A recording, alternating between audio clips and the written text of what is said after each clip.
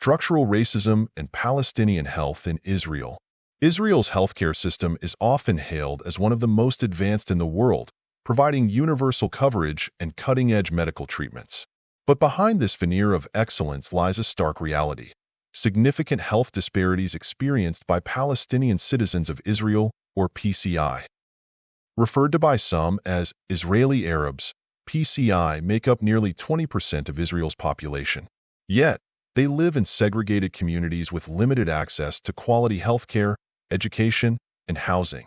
These disparities are not accidental but are the result of deeply entrenched structural racism within Israeli society. The roots of these inequities trace back to 1948, when the State of Israel was established on historic Palestinian land. Approximately 150,000 Palestinians, who managed to remain within the new borders, were granted Israeli citizenship but were subjected to military rule until 1966. This period was marked by severe restrictions on movement, land confiscations, and systemic marginalization.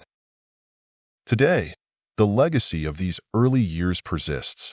Over 90% of PCI live in segregated towns that are often overcrowded and under-resourced. These areas suffer from inadequate infrastructure, limited public services, and environmental hazards, all of which contribute to poor health outcomes. Israeli law plays a significant role in perpetuating these disparities. The 1950 Law of Return allows any Jewish person worldwide to immigrate to Israel and gain citizenship, while Palestinians who were expelled during the Nakba are denied this right. The 2018 nation-state law further cements Jewish supremacy by declaring that the right to national self-determination is exclusive to Jews, marginalizing PCI in their own homeland.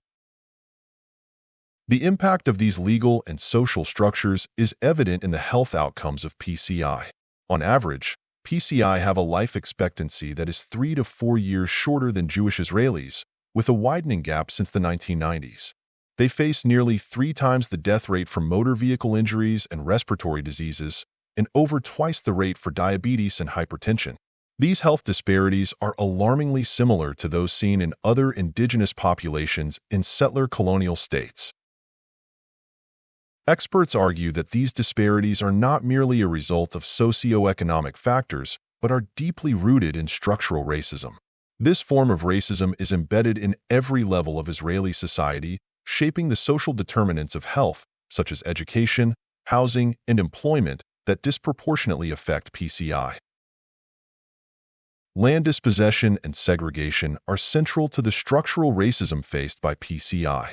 Since the establishment of Israel, state policies have systematically confiscated Palestinian land and restricted the expansion of Palestinian communities.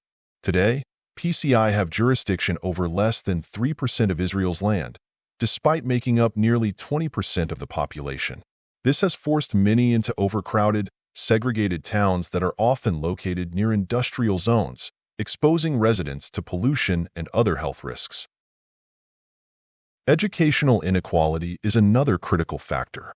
Palestinian schools in Israel are significantly underfunded compared to Jewish schools, leading to lower academic outcomes and higher dropout rates. The education system also perpetuates colonial ideologies, often erasing Palestinian history and identity from the curriculum, further marginalizing Palestinian students. Economic opportunities for PCI are limited by systemic discrimination in the labor market. Many are relegated to low-paying, hazardous jobs with high rates of injury and death. The economic marginalization of PCI not only perpetuates poverty but also contributes to health disparities, as those in poorer socioeconomic conditions are more likely to suffer from chronic diseases and have limited access to healthcare. The COVID-19 pandemic starkly highlighted these disparities. The age-adjusted death rate for PCI was 3 times higher than that of the general Israeli population.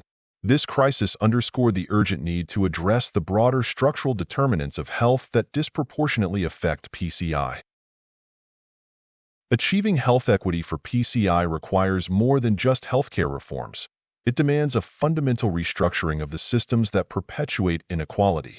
This includes dismantling the structural racism embedded in Israel's laws and policies, recognizing the impact of settler colonialism, and advocating for reparations and decolonization. Health equity for Palestinian citizens of Israel is a step toward a more just and inclusive future. By addressing the root causes of these disparities, we can create a world where every individual, regardless of race or nationality, has the opportunity to thrive. Let us know what you think. Like, comment, share, and subscribe.